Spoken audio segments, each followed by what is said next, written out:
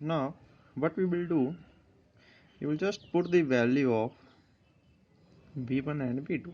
The value of v1 is minus q over 4 pi epsilon naught r1 plus q over 4 pi epsilon naught r2. Now we can see from this equation q can be taken common. 1 over 4 pi epsilon naught is common. What is left inside? 1 over r2 minus 1 over r1. Give it equation number, I think equation number 5. This is equation number 5. Now we have to use geometry. Now by using geometry, which you have already studied in class 10th, that is from AOP. From AOP, r1 square is equal to r square plus a square plus 2ar cos of theta, and similarly from BOP, r2 square is equal to r square plus a square plus angle between r and a. The complete angle is 180 degree and this angle is theta, and the remaining angle is 180 minus theta. Therefore 2ar cos of 180 degree minus theta. And we know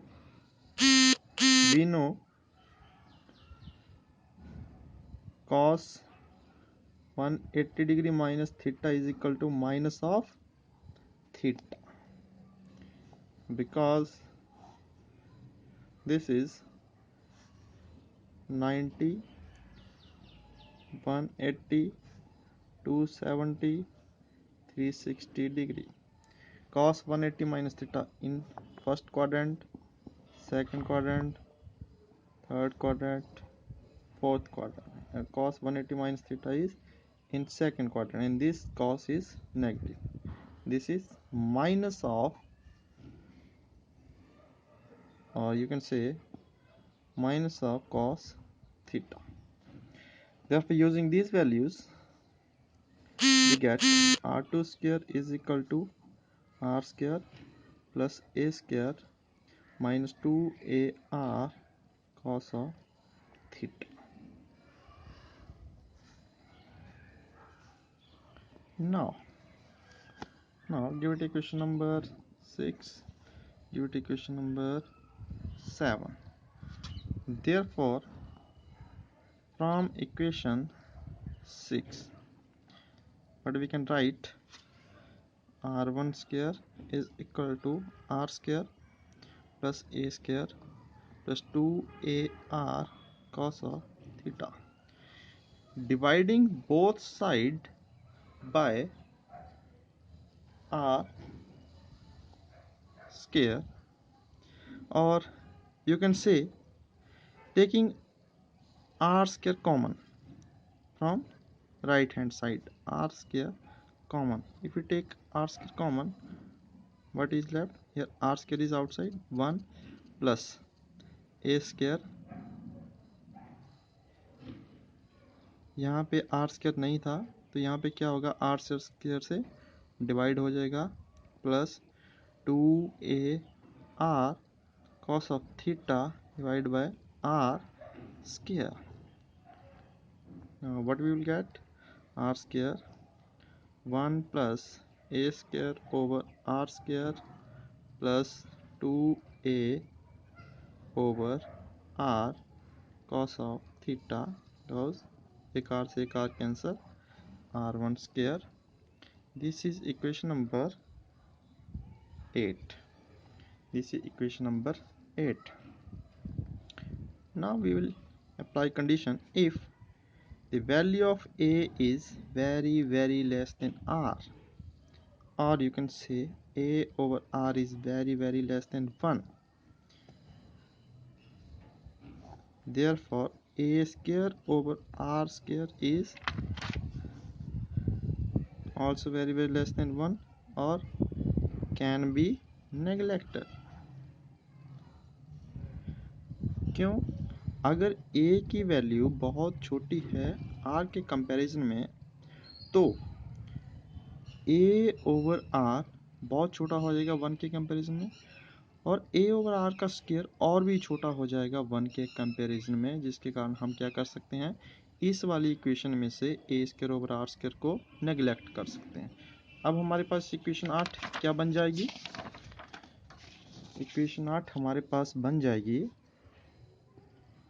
r1 square is equal to r square into 1 plus 2a over r cos theta. Now what we will do, यहाँ पे r1 square है, हम क्या करेंगे, इसको इस तरीके से भी लिख सकते हैं, r1 is equal to r square 1 plus 2a over r cos of theta. इसकी यहाँ पे 2 थी पावर दूसरी साइड ले जाएंगे 1/2 हो जाएगा। ये हमारे पास क्या बन जाएगा, r 1 plus 2a over r cos of theta की पावर 1/2। इसको हम रेसिप्रोकल कर देंगे, 1 ओवर r1 लिख देंगे। अगर r1 को उल्टा कर दिया, ये क्या हो जाएगा हमारे पास, r 1/r into 1 plus 2a over r cos of theta, power 1/2 थी, जब रेसिप्रोकल करेंगे -1/2 हो जाएगी हमारे पास।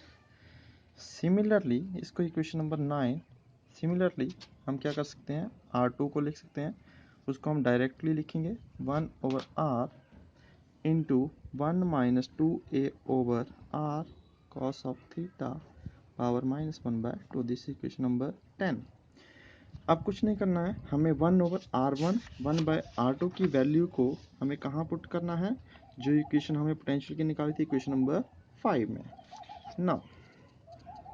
Now putting equation 9 and 10 in equation 5, क्या बन जाएगा हमारे पास, v is equal to Q over 4 pi epsilon naught into 1 over r 1 minus 2a over r cos theta -1/2 power -1/r 1 plus 2a over r cos theta power -1/2। Now इसको solve करेंगे, आप अपने according solve कर सकते हैं। 1/4 pi epsilon naught into r common ले लिया, हमारे पास क्या रह गया, 1 plus a/r cos of theta, Pythagoras लगा दी, 1/2 थी, पावर आगे ले आए, 2 से 2 cancel, minus minus plus -1 minus a over r cos theta, sorry Pythagoras नहीं, बाइनोमियल थ्योरम, बाइनोमियल यूज किया, पावर को हम आगे ले आए, ये हमारे पास बन गया।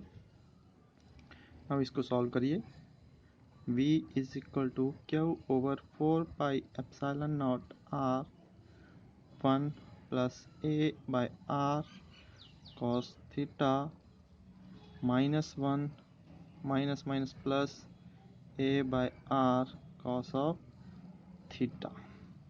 अब क्या कैंसिल होता है, 1 से 1 कैंसिल हो गया, क्या रह गया, v is equal to Q over 4 pi epsilon naught r into a over r cos theta, a over r cos theta, 2a over r cos of theta हमारे पास रह गया।